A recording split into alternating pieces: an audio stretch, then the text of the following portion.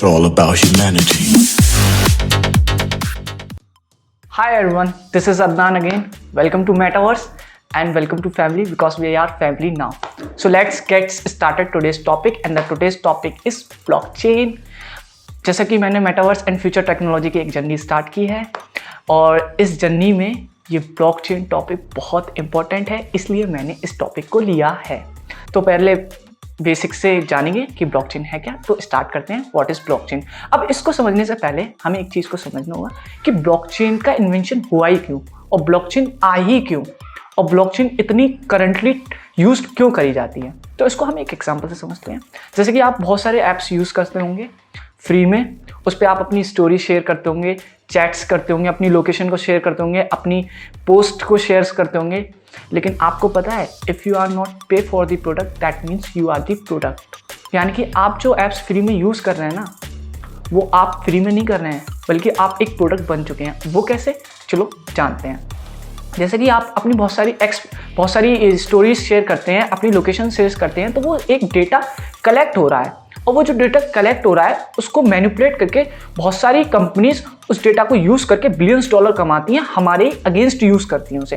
कैसे, suppose that आपको कोई भी चीज़ इंटरनेट पे सर्च करनी होती है, आप सिंपली इंटरनेट पे जाते हैं, सर्च दबाते हैं और आप उसको सर्च करने लगते हैं। जैसे कि आपको कोई शू लेना है, वॉच लेनी है या कुछ भी लेना है, आप उसको सर्च करते हैं और वो सारी चीज़ें ढूंढते हैं और फिर आप हट जाते हैं। लेकिन आपको पता है 5 से 10 मिनट के बाद वो शू या वो वॉच, उसका ऐड हर जगह हमें देखने को मिलता है। ऐसा क्यों हो रहा है? क्योंकि हमारे डेटा को कलेक्ट किया जा रहा है और उसी को हमारे खिलाफ यूज़ किया जा रहा है। दैट मीन्स हमारी प्राइवेसी नाम की कोई चीज़ नहीं है, प्राइवेसी बिल्कुल ख़त्म हो चुकी है हमारी। तो ये कह सकते हैं ड्रॉबैक्स हैं ऐप्स का। तो यहीं पे ब्लॉकचेन का रोल और बहुत इंपॉर्टेंट रोल आता है। अब समझते हैं ब्लॉकचेन है क्या।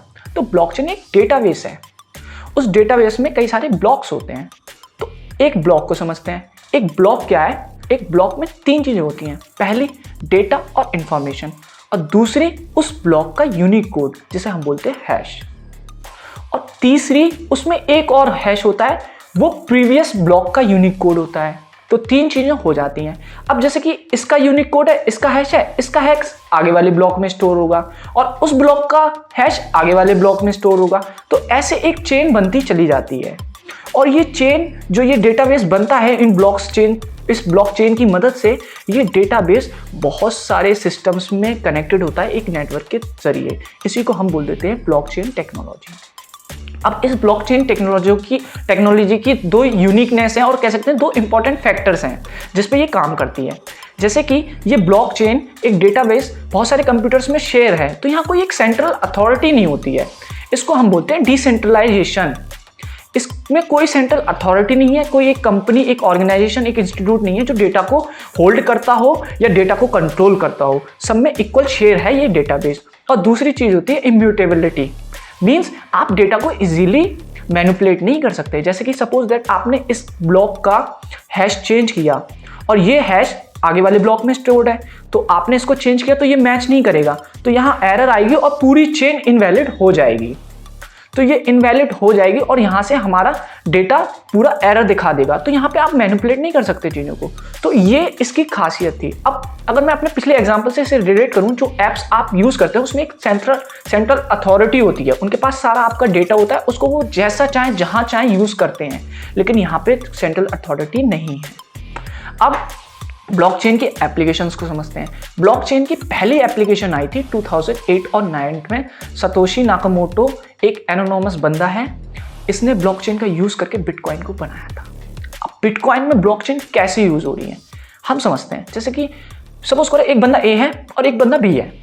अब एक बंदा ए पे बिटकॉइन है एक, और वो बंदे बी को देना चाहता है। तो ब्लॉकचेन कैसे वर्क करता है? ब्लॉकचेन का जो डेटाबेस है वो सारे सिस्टम में शेयर होता है। पहले वो डेटाबेस ऑटोमेटिकली ये वैलिडेट करता है कि बंदा ए के पास बिटकॉइन है। जब ये चीज़ वैलिडेट होती है तो ट्रांजैक्शन प्रोसेस होती है। जब ट्रांजैक्शन प्रोसेस होती है तो बंदे बी के पास बिटकॉइन पहुंच जाता है ऑटोमेटिकली उस डेटाबेस के जरिए। फिर ये डेटाबेस सारे सिस्टम्स में जाके चेक करता है और बताता है कि बंदे बी के पास बिटकॉइन पहुंच गया है। जब बिटकॉइन बी के पास पहुंच जाता है तो ये इंफॉर्मेशन सारे सिस्टम्स के साथ वैलिडेट होती है और फिर ये इंफॉर्मेशन ब्लॉकचेन पे जाके अपडेट होती है और सारे सिस्टम्स के साथ शेयर हो जाती है।